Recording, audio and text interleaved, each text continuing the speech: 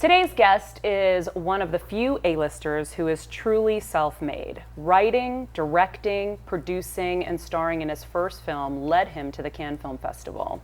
He eventually caught the eye of Steven Spielberg, which led to a starring role in the blockbuster hit Saving Private Ryan, and began his career as a movie star. His roles in The Fast and Furious, XXX, and Riddick put him among an elite class of actors to star in multiple film franchises. This is not to mention the other future franchises he's rumored to be joining and developing. He has 46 million likes on Facebook, making him the second most popular male star next to Will Smith. To date, he starred in films grossing over $3.2 billion worldwide, and Riddick will take that to the next level. Most know him as one of the world's leading action heroes and movie stars, and some know him as a cutting-edge filmmaker who continues to invest in himself and blaze his own path. But me? For the past 11 years, I've seen him as a jovial family man, a devoted artist, and as one of my closest friends in Hollywood. I'm Maria Menounos, and this is my conversation with Vin Diesel. You're listening to Conversations with Maria Menounos, a one-on-one, in-depth interview series with today's biggest stars and social influencers. And now, your host, Maria Menounos. Hi. Beautiful. God. Wow. You like that? I like it so much. I mean, I don't know what else I could say. That was just so sweet and so real. So true. And so true. So true. A lot has happened in the last 11 years since I first met you.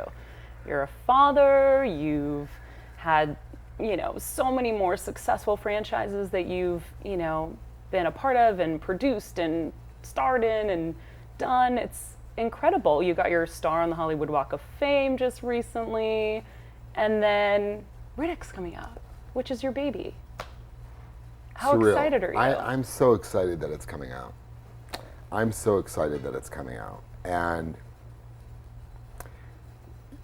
to talk to somebody who is one of my closest friends in Hollywood is, Maria and I, it's funny to actually do a conversation here because Maria and I have had many a conversation throughout the last 11 years, and you should have been on some of those. But to the degree where even before I did Fast and Furious, Maria was saying, you have to do XXX again. And this was before I ever returned to a franchise. So it was actually very cutting edge.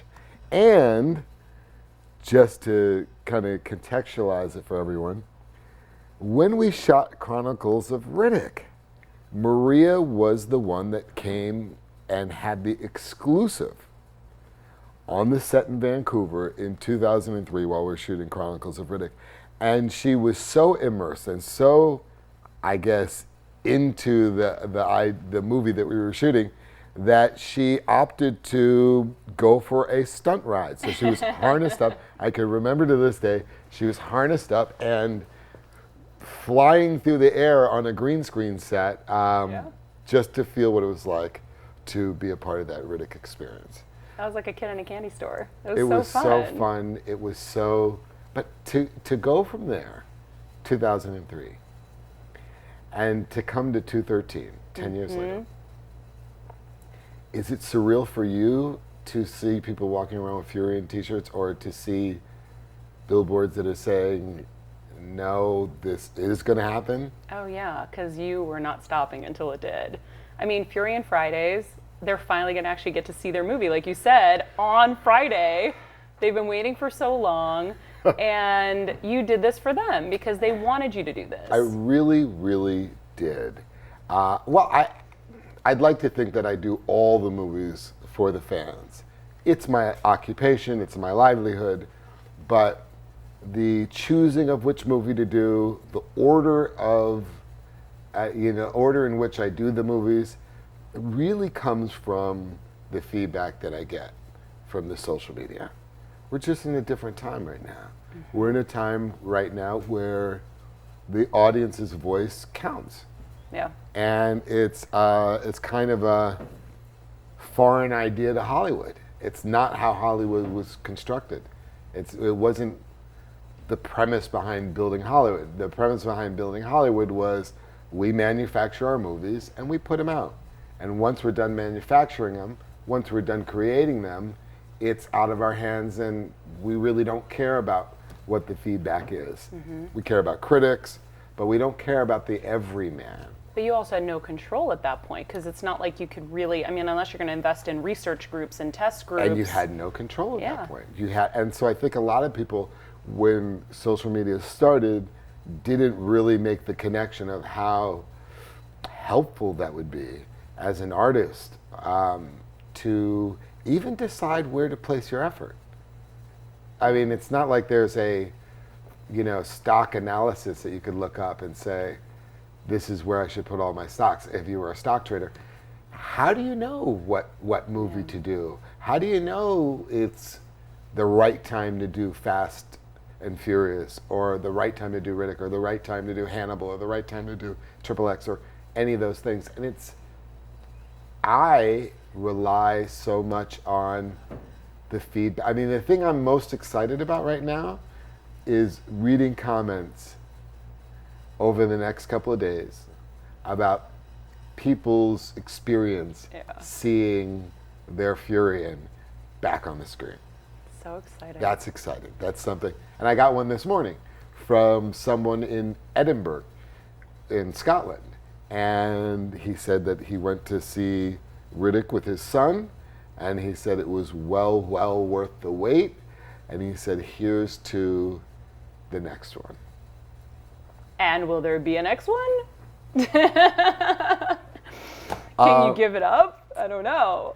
I will say that the intention was always to ultimately go to Underverse, and which is where everyone assumed we were going at the end of Chronicles of Riddick. We were supposed to be in the Underverse. And I guess the reason why we have a movie is because we didn't take no for an answer. So when the budget was too big for the studio to make sense of, we took it outside of the studio. And that's what people are like completely abuzz about today.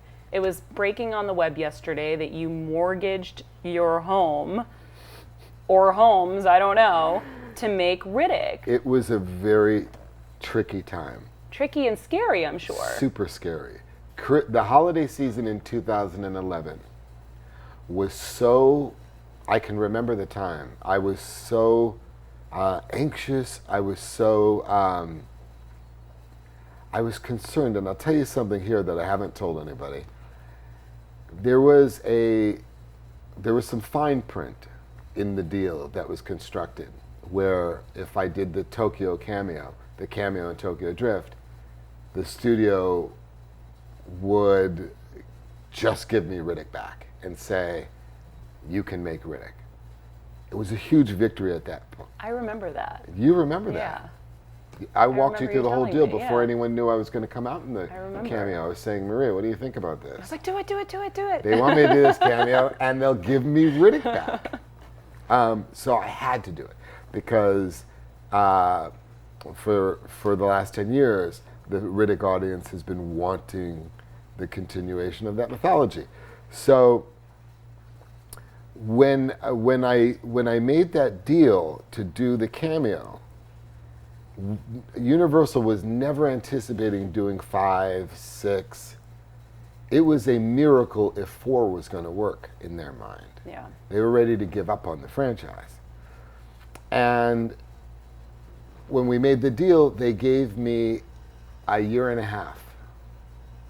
If I couldn't make the movie in a year and a half, the rights would revert back to Universal. Which is a tall order. A huge order, especially if you haven't shot Fast and Furious 4 yet, 5 or 6, but especially 4. So if you're in production, that's going to eat so much of your time. So I think there was some thinking that we can give Vin the option and he'll never be able to execute it because he'll never have time to do it. But they don't know you. They don't know the Vin we all know. Oh God, am I that bad? I think they're figuring it out, though. I think they're figuring it out. I think everyone's starting to catch I on. think they're beginning to, what you've known for years Yeah. is slowly leaking, even though, you know, there's great comfort in being the lughead that, you know. Yeah. But I from it. had a time limit. Yeah. So in 2011, if I would have waited 2 weeks more, all the work that had been put into that up until that point would have been for naught, because the rights would have reverted back to Universal, and I never would have had the ability or the right to make that movie. So it's a miracle that Riddick exists. It's a miracle that we are back on the boards. It's a miracle that we just unlocked the key to the continuation of this franchise. My question, why? Why do you love taking such risks, doing the impossible? You could just say yes to all these other movies and kind of float. Easily. I could easily... Why? I mean, why? You're mortgaging your house, you're putting everything on the line for a movie that you're taking a big risk. Yes, because of the last one. Clearly. Scary. It was something happens when you really engage in your social media world. The sense of responsibility that you feel after hours of reading comments alone, and you know what I'm talking about. It's a surreal experience. Anybody that manages their own, a lot of Facebook pages aren't managed by the artist. Yeah. And so they miss out, quite frankly. They miss out on that invaluable feedback. And as an artist, the feedback is both therapeutic and in some ways guides your next move. And so it's invaluable. So the reason why I had to make Riddick was because once I made the deal in 2006, I had already let it out the bag in an exciting way. I felt like, guys, you guys have been asking for Riddick. There is going to be another Riddick. This is before I fully engaged into my Facebook page. As I engaged further, it became very clear that there is an audience out there that is such die-hard Riddick fans that it didn't matter what movie I did. It didn't matter that Fast 6 was breaking world records and breaking every record that Universal ever had. They had to have this one character that they probably identified with of mine before any other character. It was a year, I came out with Riddick a year before I did Fast and Furious. So long ago. In fact, when I did Riddick, when I did Pitch Black, I was all but lying to David Twohy, telling him I was the star of Saving Private Ryan. And thank God I filmed the movie Pitch Black before Saving Private Ryan came out. Because when Saving Private Ryan came out, he said, "Hey Vin, you told me you were the star of this movie. You die in the first 1 second." But he said, he goes, when I auditioned him, he said, you didn't really, pop that much. He knew there was something, but he said it was your will, right? It was my will, and I have to give credit to Ted Fields. Because Ted Fields was having none of it. He was not going to, Ted Fields was the one that came to Sundance and saw Strays in the theater at dramatic competition. That's 1997. Ted Fields saw that movie at Sundance before Steven Spielberg wrote the role in Saving Private Ryan. And I say that because he obviously deserves the credit. While I was shooting Saving Private Ryan, although I had been acting for over 20 years, I had never made more than $7,000 in 1 year as an actor, and therefore was never eligible for health benefits. But because of Sundance, when I came back from Sundance, Ted Fields who also had the Pitch Black script, wanted me to write a story about my years as a bouncer in New York. So while I was shooting Saving Private Ryan, at night I was moonlighting and writing a script about doormen in New York. And what that allowed for was insurance. I was insured by the Writers Guild while I was shooting Saving Private Ryan, and not insured by the Actors Guild. Crazy. And so he dates that far back. Yeah. So he always had, He knew. the first person to know, before David Twohy, and I love David Twohy, Of course. but the first person to know was Ted Fields, who is also responsible for Eminem, is also responsible for all these other musical artists and what have you. He's been kind of at the forefront of pop culture for so many decades. He's the one that said Vin has to be Riddick. Yeah. You know, you said that this is your life story. Tell me why you say that. What is it? This is my life for a number of reasons. I think, I think we all can identify with being underestimated. I think that's something we could all feel, and we can all kind of place in our lives that moment where we felt underestimated, where we might have felt given up on. I'm sure we all have felt overlooked. And I think this character epitomizes that. He is a guy that is perpetually misinterpreted and misread and ruled out, really. But when the studio needs to make money, or when somebody wants to live, whether it's keeping a studio afloat or whether it's getting off a planet, Same thing. they're either going to go to Riddick or they're going to go to Vin. And so I can identify with that. More importantly, there is a therapeutic nature to playing the Chronicles of Riddick character. And it's the way in which Riddick's character is unraveled.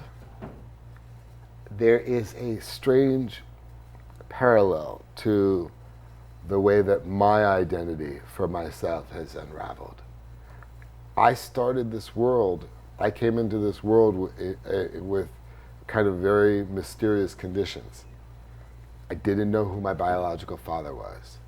That wasn't going to be a luxury in my life, to know that. And I was very, very, very blessed that when I was an infant, months old, my mother met such a wonderful person that would become my father. Because, and you know my father, Maria, you love my father. He has been so, I can only imagine if my mom tried to raise me alone without him, how much my life would be different. I was a kid, I was 3 years old and 4 or 5 years old, and I would watch my father coming home in costume. He was doing plays all over New York. He was a theater director. It was an actors community. It was an artist community. And at a very young age, I knew that that's what I wanted to do. So the parallel between the Riddick character and my own quest for identity and understanding how I got to this planet is very similar to Riddick kind of wondering how did he get to this place that he is in this universe. And there is something very powerful about that, the affinity of the character and my own life. And there truly is something therapeutic. So for me to be a recluse for 4 months in preparation for the character, is something that I welcome because there's something so therapeutic about the character. Yeah. It's just such a different headspace. And even to see it back, I'm sure, is therapy to see it up there. Because when I watched the trailer and I saw the first line, or I heard the first line, it said, "Don't know how many times I've been crossed off the list and left for dead." It knocked me because I knew that was you. So true. And so you connect with that because true. I know you do. So true. Right? But we So all true. do. But we all do. We all know that feeling. Isn't it ironic that a character like an intergalactic killer, like Riddick, could be a character that we identify with more than most characters that we'll see in the film in theater this year? Yeah. We identify with Riddick. The scary thing is how many people identify with Riddick. Oh yeah. And the killing is really just killing them with success. It's just, I love that. Which I just get so excited about. I love it. I love that. It's a special character to me. It is the first character that blew me away. When I read the character, I felt like, here's a quintessential antihero that is so quintessentially an antihero. And I haven't read a character, I haven't seen a character like that. I haven't seen a character with that kind of arc. Nobody expected when they went to see Pitch Black how the movie would turn out. Mm-hmm. Everyone thought something else would have happened. It really, it's a testament to David Twohy. It really reversed, I mean, it played off your expectations in a really artistically interesting way. So I was in love with that character because of that. And then there were all these films that I was turning down because of this weird need to protect this Riddick character. The depth of the Riddick character felt so much more real to me than the spandex heroic characters that I was being offered. Yeah. It was something I didn't want to dilute that character at all by playing anything similar to it. But yeah, it's there's a therapeutic element to playing the Riddick character that is not easy to do. And I will say, you know, I don't want to mislead anybody with the recent success of Fast and Furious. I'm not going to be able to do Riddick at the same pace as Fast and Furious. It's just too dark. Yeah. It's just too dark. I wonder, you know, Riddick has a personal code. What's your personal code? What is my personal code? Cool, right? I should ask you. You know me so damn well. You could probably answer that question. I probably better could, than myself. but they want to know what you would say. What's my personal code? I'm sure it's not very different in some ways. I'm sure there are some similarities there. In Hollywood, the executives say I'm loyal to a fault. Mm-hmm. Check. I mean, in a good way. In a good way. Fault's a fault. I mean, I definitely have been charged with being loyal to a fault, and I can't shake that. I think it comes from, you know, growing up and surviving in a metropolis like New York City, where your code and your honor is sometimes all you have. Mm-hmm. And so I take that very serious. I remember as you know, I was a bouncer for many years. I remember coming home one night after a big fight, and I run up to the kitchen, and I get ice, and my hand's swollen, and just another day at work. And I was feeling like just bummed about the fact that I was still doing this job after all this time. And at that one moment, I was like, why are people, what's up? Why do people have so much anger? Why do I have to, why is this my daily life to suppress everybody's anger or check everybody's anger that comes into the giant 3,000 person nightclub? Mm-hmm. And my father, it was so simple, but my father said, Vin, I've traveled around the world. I've been to India, I've been to Russia, I've been to China, I've been to all through South America, and I've realized something. I said, what? He said, people by and large are good people.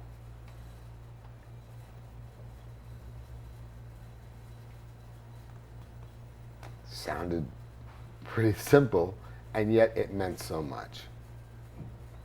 And if you look at my Facebook page, or if you look at the way that all that positive energy, I don't think there's a page in the world, in history, that harbors as much positive energy as one would see on this Facebook page. And it's what you put out too. And it's really that. Right. And I say that because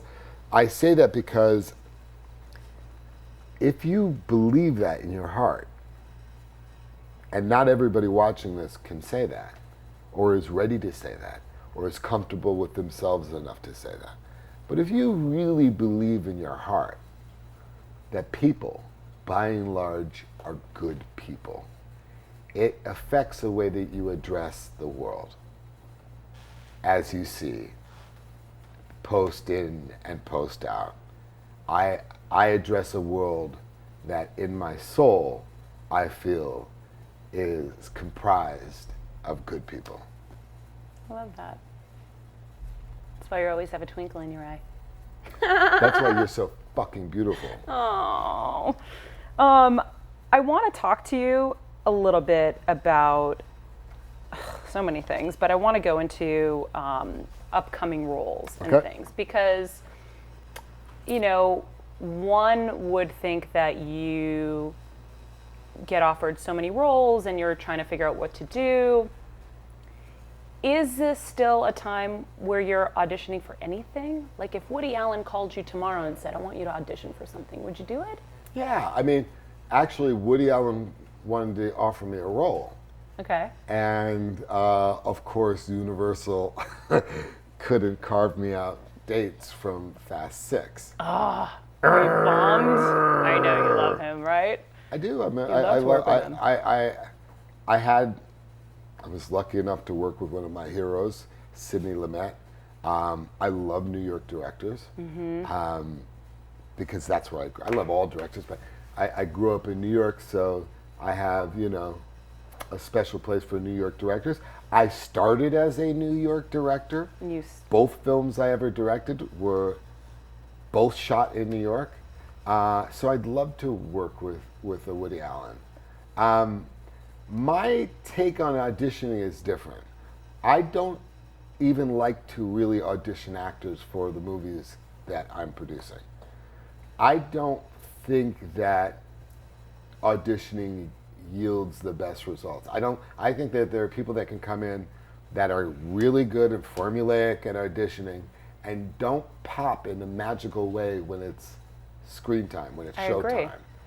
And you can get more from a person by talking to them and knowing who they are than you can by asking them to read usually half-cooked sides. When you get sides and you're auditioning, this isn't usually the best writing.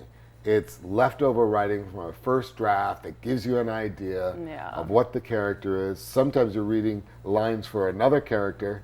And you have no context sometimes either. And there's no context. You don't have a full script to really understand the character. Right. And I remember when I had got back from Sundance, it was interesting not to have Steven Spielberg not go through the auditioning process, and not only not go through the auditioning process, but having written a role based off of multifacial. That says something. That introduced me to a new way of finding talent, right? So he wasn't doing the traditional cattle call thing that I had grown up with. And I felt like I had spent 20 years licking stamps, writing cover letters, attaching them to headshots, going to the mail, going to the post office, waiting online, sending them out every week, buying the Ross reports, writing cover letters to every person, literally for years. And I got to a point right after Sundance where I thought, I can't do this anymore. I can't wait for anybody. It was a principle matter for me as well. I felt like I had auditioned so much and nothing was happening, that if I waited too long, I would miss my opportunity to do it. And in order to do it, I had to take an independent route. And I had to write. I mean, I came out to California when I was 23 years old. I'd already been acting for over 15 years. I literally thought, I came out and was like, you guys haven't seen anything like this since De Niro. Doors are going to open up. I'm going to get big agents. I'm going to be a big movie star. And I didn't even get an agent. Because don't you think most people know before everyone else knows? Like, I'm like, J-Lo knew she was going to be J-Lo before she was J-Lo. You knew you were going to be Vin before, right? I did know. You have to. In spite of the evidence. Yeah. In spite of the evidence, I did know. It's interesting that you say that, Maria, because we hear people say, I knew. And it's so hard for us to, as viewers, verify that. Yeah. How do we verify, Vin, that you knew you were going to be this movie star? Yeah. We have no way. I remember, I remember working outside the tunnel. It was a cold winter night, and back in the 80s, and the tunnel was a club on 27th Street in the West Side Highway in New York City, infamous club, and there was a lotto going on that weekend. And everyone went out to buy their lotto tickets, and everyone at the front gate was talking about their lotto tickets, all the bouncers. And they said, Vin, did you get your lotto ticket? And I said, no, I didn't, and I'm not going to. I said, come on, man. I said, no, I don't want to get the lotto ticket, and I don't want to win $1 million. Everyone at the front door was like, bullshit, come on, how could you not want to win? I said, let a plumber win the lotto ticket. I will make my own. Nobody could believe it. And to the point where I went home, and my mother was up, and I went to my mother, I said, am I crazy? I don't want to win lotto. I'm not going to spend $1 on it. I don't want to win something like that. I don't want that to be my legacy. I want to earn it the hard way. Yeah. And I want to earn it with what I believe in and a talent that I have confidence in. And I remember her saying, I completely understand. And that was all I needed. And that confidence is what brings us here today. What will bring you to direct Hannibal, which we have to talk about. Oh my God. Because that's been a long time coming. It's been so long. When are we going to get to see this? I mean, let's talk about a major undertaking, obviously. You've gone on the elephants, you've been over, I mean, you've done everything to prepare. I was in Tunisia. Yeah. I remember I had been preparing for so long. In 2009, Christmas 2009, my father said to me, after I'd gone to, I went all over Spain. I remember. New Carthage is in Spain. The story, ironically, takes place in Spain, over the Pyrenees and into the Alps. Mm-hmm. I, during Christmas, was talking to my father, and in 2009, and he said, you will never be able to make Hannibal unless you go stand in Carthage. So I'm thinking, okay. I mean, I've done everything, but you're saying, so riding an African elephant, the most dangerous and largest African elephant in all of the Americas, isn't enough? Mm-hmm. He said, you cannot, Vin, my son, you cannot tell this story unless you stand in Carthage. So I went to Carthage a month before the revolution started. And I stood in those sacred grounds. I saw the ruins. I was able to touch the ruins that this story played out. And I still didn't get it made after that. In the next coming, though. But boy, is it coming. Because you have been reaching out to Spielberg and others for help to figure out when the time comes. And having worked with Steven and Sidney Lumet, who obviously, amazing, what did they teach you that maybe you'll bring to Hannibal? Well, Steven Spielberg gave me some great notes on the project. And, he wanted to... a lot of the books that we read about Hannibal speak of his accomplishments and his victories and how clever he is and how clever he was as a military genius. But Steven Spielberg still wanted more setbacks. He didn't care how. He just said, Vinny, you've got to have more setbacks for our protagonist. And that helped the process because he was right.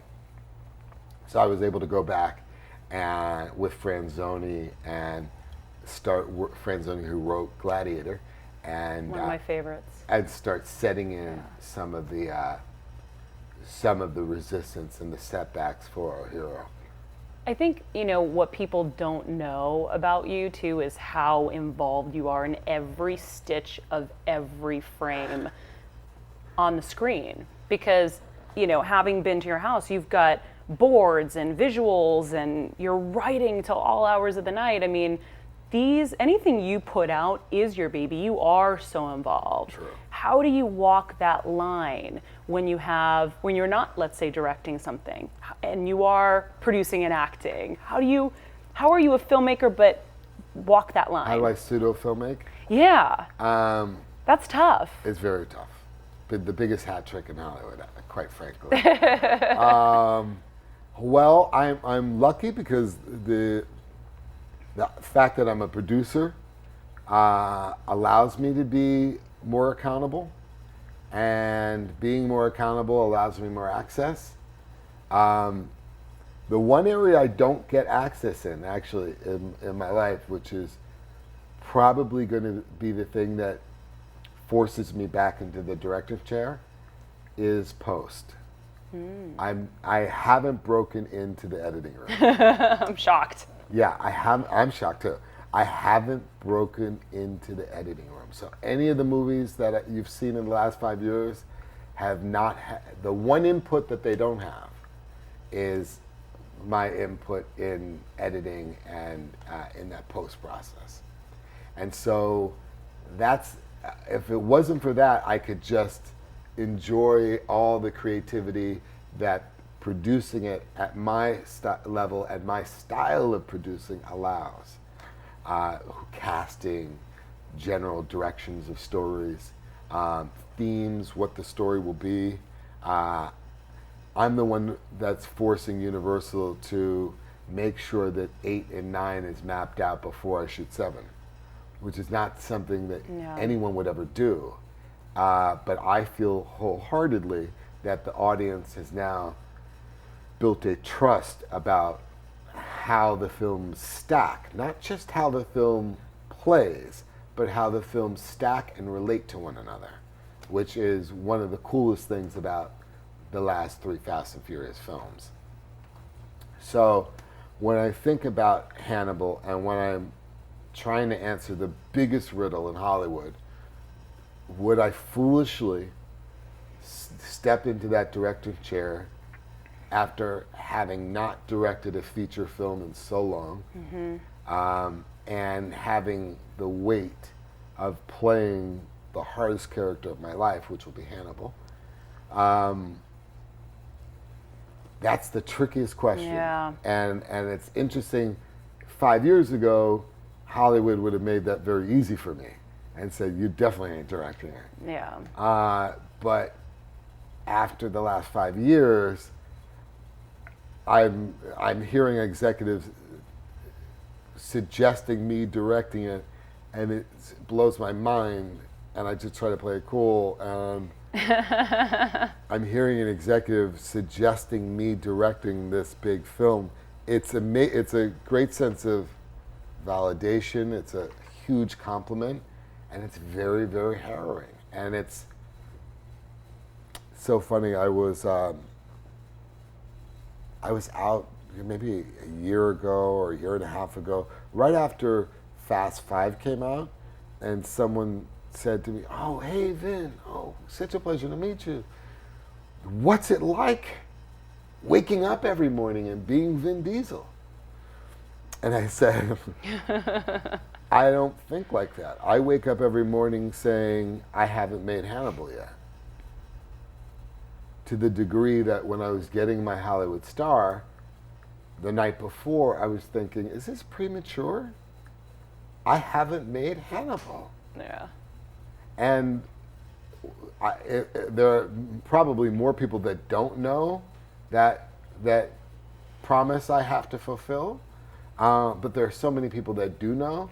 And in my heart, I feel like it's going to be the most arduous road of all of them, as it's proven to be over the last decade. That's a tough one. And yet... And tough one too, because you have kids now and they're just growing up and you're probably wanting to enjoy this time with them. And if you jump into this, it's going to take everything you have. And you've even said, being a movie star, you have to be a little selfish. And you really do. This is an undertaking that would take you away from that. Is that a consideration for you? Sure. Being very much a consideration. It so much affects my work that I didn't do Fast and Furious. I didn't do Riddick before Fast 5 because I was expecting a child. Yeah. And I know it sounds like the two aren't related, but to really go into the dark space, that's Riddick. Yeah. I couldn't bring a life into the world. I couldn't be a loving dad and also a sick sociopath like Riddick at the same time, because I can't drop the character so easy. So I really do need to go and meditate on the character and then stay in the pocket while I'm filming it. Yeah. I remember when Sidney Lumet was winning his Oscar in 2005. I remember it because he showed a clip of a movie that was coming out, which was still in the can at the time, Find Me Guilty. And my agents were telling me that Oscars never in history ran a clip from a movie that wasn't released yet, and how unique that was and how unusual it was that Find Me Guilty was being played on the 2005 Oscars. And I remember when Sidney Lumet got up there and he got his award, he said, "This goes out to Piety, Amy, and Jenny, who have his wife and his respective kids, who have paid more dues than I." And that's truth. Anybody that is in our industry, anybody, even Maria, will have family members and loved ones paying to some degree for the amount of work that they are dedicated, feel obliged or responsible to deliver to the public. It's just a fact. Do you, speaking of Oscars, because I've been thinking about that, we've never talked about Oscars. We've never talked about how important it is to you in your life and in your journey to be there someday. Talk to me.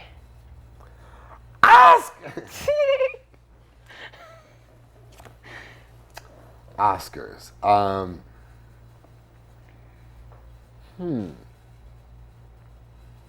And we've had so many conversations We sure have. over all of these years, so many long, Yes. in-depth conversations. Yes, we have. Never talked about that.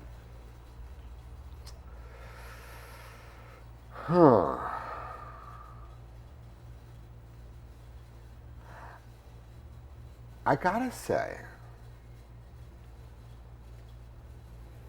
I usually the quest for an Oscar is to fulfill some sense of accomplishment. That sense of accomplishment I have already had fulfilled just from the response, just from knowing how my work translates to people and how my work is received. I also will say, sometimes as an artist, you'll look at somebody win an Oscar, and if the person, and no one says this to anybody in Hollywood, but every actor feels this, every director feels this, every writer feels this. If you ever feel like somebody might have gotten an Oscar slightly undeservingly, it does lower the stock of the Oscar. That's a reality. And anyone can identify with that. If you feel like somebody got an Oscar and maybe they shouldn't have gotten it and it was too political, or if you felt like there was a studio spending too much money to make sure that happened, as a New Yorker, as an East Coaster, there's a little part of you that goes, oh, come on, man. Yeah. I thought I was supposed to work my whole life for this thing. Having said that, there isn't an artist in the world, in our industry, that wouldn't want to show their parents an Oscar. Yeah. So my father believes that I'm going to get an Oscar someday. And for all his hard work and dedication, it would be nice to get it while he's alive. That would be special. Add me to the list. Add me to the list. I know we have to wrap because I'm getting a wrap because I know you have things to do. I love your toenails. Thanks. But I do, very quickly, you have to just tell me yes or no. Yes. Last Witch Hunter. Last Witch Hunter. Yes. I'm not going to give you Maria. Groot? Yes. You told me Groot already. Gorgeous. Do I have to give you quick? Yes, because I have to hurry. I got to get do you have to this. hurry? Your fans want to know these things. Can I just elaborate? Or am I not allowed to elaborate? I don't know if we can elaborate. Very quickly. I know. Why am We'll I have to getting do this kicked out of again. talk shows? This is crazy. I came on a talk show to talk. There's so many. Look at it. I have so many other This questions. is insane. I come on a talk show to talk and it's shut up, stop talking, get out of here. But here's the thing. What's this world coming to? If I don't ask this, It should be a silent show. I mean, people are tweeting, they're like, we need to know he did the Dungeons and Dragons forward, and we need to know this, and we need to know that. And I'm I'm like, gonna okay, tell you I anything. promise Maria, I will get it very quickly. This is long overdue. Please feel free to ask me whatever you want at your own pace. So the first one. Go for it. The Last Witch Hunter. Yes. Lionsgate. Lionsgate has said they, after making Twilight and after making Hunger Games, or being associated with those two, they wanted to create a third franchise. And what attracted to me about playing a witch hunter is something that it kind of appeals to my Dungeons and Dragons history. And that is, I had a character named Melkor, and very few people know where I stole that name from, but it'll prove that I'm more of a Tolkien fan than anyone would imagine. Okay. They know. They know. And so much so that Triple X had Melkor tattooed over his stomach, which was my character in Dungeons and Dragons when I used to play Dungeons and Dragons in this artist community in downtown Manhattan, wee hours of the night with artists, and probably some of the best times of my life. And so when Lionsgate came to me and said, would you like to play a witch hunter that's lived for 400 and something years and is a 400-year-old New Yorker? Duh. I was like, wait a minute, you're making this kind of hard to say no to. And I met with this great director, Breck Eisner, and his enthusiasm is you could feel it. Check. And so it's Happening. It's definitely on the plus side of things. Okay. It's the next couple of years is really going to be dictated by scheduling, because is it something that I'm interested in? Yes. Is it something that I'd like to shoot? Yes. Do I like starting a kind of a new genre with and seeing, I've never made a movie with Lionsgate. I do like what they've done with Hunger Games. I do like what they've done with Twilight. So Okay. I'd be definitely, I'm interested in exploring that. And your daughter said yes to Groot. My daughter said yes to Groot. Your new manager. I love My her. new manager, my messiah. I came home and I had a giant. Marvel, they're so shrewd. I mean, you have to understand. When I met with Marvel, it wasn't for anything immediate. It was to talk about a film that would be introduced in the Phase 3 part of Marvel. So not for a few years. Yeah. You wouldn't be able to see it for a few years. And in my mind, Marvel was doing it right. They were enrolling me at the ground level, Yeah. which is the best way to enroll me. And I had heard over the last year people on the social media page saying, "What's up, Vin? Why aren't you going to Marvel? Why aren't you doing anything with Marvel? It's natural. It would be a crime of cinematic history for you not to be in the Marvel." And so I'm thinking, this Marvel thing is really becoming really important to these people. Okay, what can I do? What should I think of? I get the call. I go down to meet with Marvel. A great meeting. I mean, it was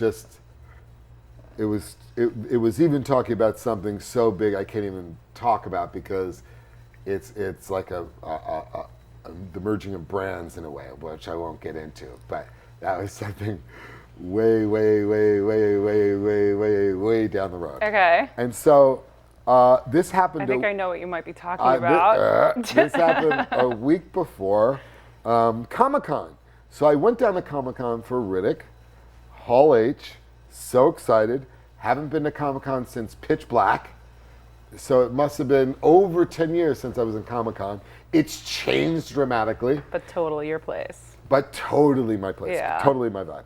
And so I get there and I go through all the Riddick questions, and at the very end, there is a guy, and I like to talk about movies, and I love when people want to talk about movies, so I sometimes talk too much. Meanwhile, your publicist is like, yeah. Yeah, I do. Jeff, they sorry. hate it. Yeah. They're like, he will talk to you forever. He loves talking to you. The sun's And going then- to come down I here. know, and it's We're still going to you, be Maria. here. I It's know, like, but they also know that we you do can't talk do till this, 3, 4 in the Maria. morning. Yeah, don't do this, Maria. You're going to get him. You're going to keep him here till dawn. I promise. And so I get down to Comic-Con, and we've answered all these questions, and the audience is just screaming because they just saw a clip of Riddick. And there's been this guy standing at the microphone for the last 15 minutes. And he is, and Drew, the guy that had seen the movie Riddick and gave great compliments on stage, is wrapping it up because of my publicist saying, "Get him off, get him off." Poor Jeff. And so, We love you, Jeff. You're the best. and so just as we're getting off, just as we're about to get off, I felt bad that this guy had been standing there. Of course you did. Of course I did. And so and so I said, "Wait a minute. The guy's been standing there. Can he just ask a question?" And, I tried to do the right thing, and this is what happened. He said, "Vin, can you tell us what the vision of your Marvel-Vin relationship will be?" And the whole audience erupted. And they were like, "We got you. They were hoping that this guy would ask this question. And I was like a deer in headlights. And we had agreed not to say anything about the specifics of the meeting. So now I've got the fans who I love more than I love the industry. I love and I'm thinking, they're asking me this question. I've got to be real with them. I got to tell them something. And yet I want to be respectful about everyone's process. And Yeah. if people like to do a slow reveal, But You're of the people. but I'm of the people, and quite frankly, it would have been too much to say, and it would have been too much, and it might have been anticlimactic to say we're working on something for 2/16. And so I just said, "You're going to hear some really big news." And I left into that. And it went crazy. And I think Marvel got blindsided by how invested that audience was going to be. Mm-hmm. How much of my fan base was going to say, wait a minute, this is even possible? We want it now. Now here's the tricky part. So I leave Comic-Con. They ask them. They get knocked out by the question. They're totally blindsided by it. But I had a feeling they were going to walk into that. And the next Monday, the Marvel talks to me and says we're going to send something over in 2 weeks. Say we want to focus on the 216, but we also want to, if possible, answer this growing request for something now. I don't have 6 months to play a character in the immediate future. It's all booked. Yeah. As you'll go on talking about all the projects. There was no way I was going to be able to deliver. Yeah. There was no way Marvel was going to be able to deliver. After Comic-Con, we were at a stalemate. There was no way we were going to be able to answer the fans. Frustrating. Very frustrating. And then Kevin Feige and James Gunn came up with something brilliant. Even if I didn't understand how brilliant it was when I first got it. They sent over the script to Guardians of the Galaxy. And they sent over a giant book of conceptual art. You love your visuals. That was going to be, by the way, that was going to be a post. Yeah. That was going to be a post. Whenever I would come over, you're like, I need visuals. Bring visuals. What are you working on now? I need visuals.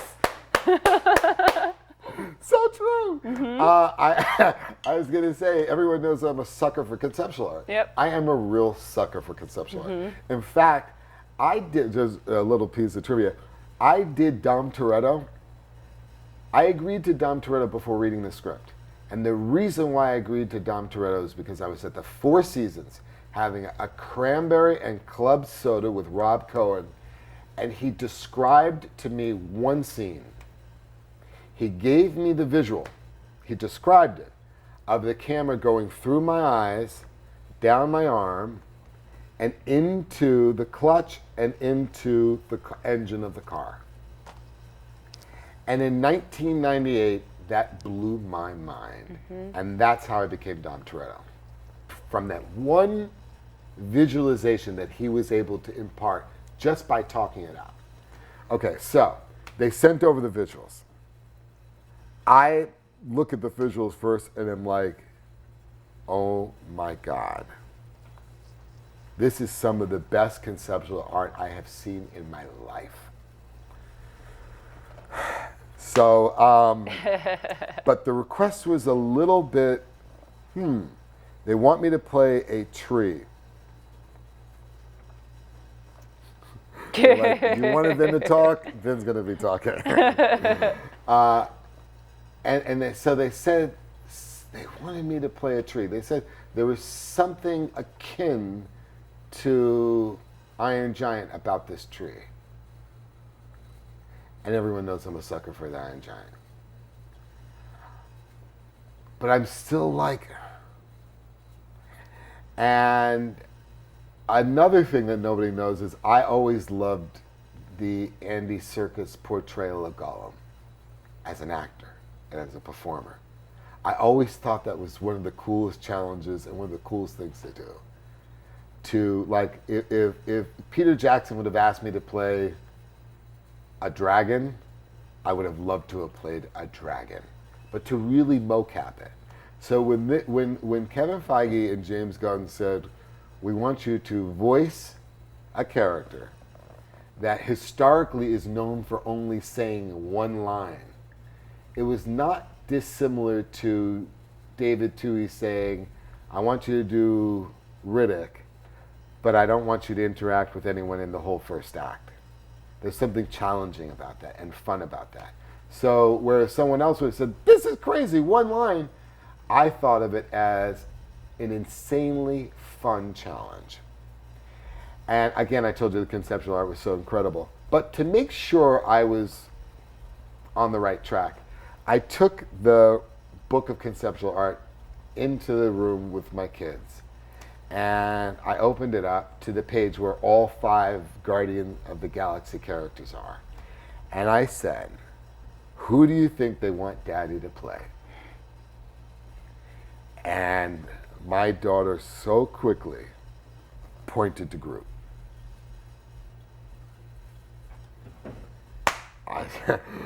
From that moment on, I was Groot. Amazing. And I never knew how much it would mean to my kids, but if they see a tree form, any tree, they go, oh, that's Daddy's character. Already. And I haven't even done the mocap, and I haven't done the voiceover yet. See, I don't even need to ask how fatherhood has affected you. I know. And changed you. See, we got that question. Because we know. Okay, well, I know I have to let you go because we've got to get you to your next thing. I have so many things I want to ask you. We'll do this again. I would love to. We will do this again. There's so much to talk about. I'm so incredibly excited about Riddick. I know your fans are excited and excited for Fast 7, 8, 9, and 10. 10? And everything else. Thank you so much. Everyone has a story, and this is just part of Vin Diesel's. To see more about my time today with Vin, visit conversationswithmaria.com, and you can see his new film Riddick in theaters starting September 6th. Thank you guys so much. Bye. From executive producers Kevin Undergaro, Maria Menounos, and the entire Conversations staff, we would like to thank you for listening to Conversations with Maria Menounos. To post comments or questions, be sure to visit conversationswithmaria.com or tweet at Maria Menounos, #ConversationsWithMaria. I'm Sir Richard Wentworth, and this has been a presentation of Underman Omega Girl Productions.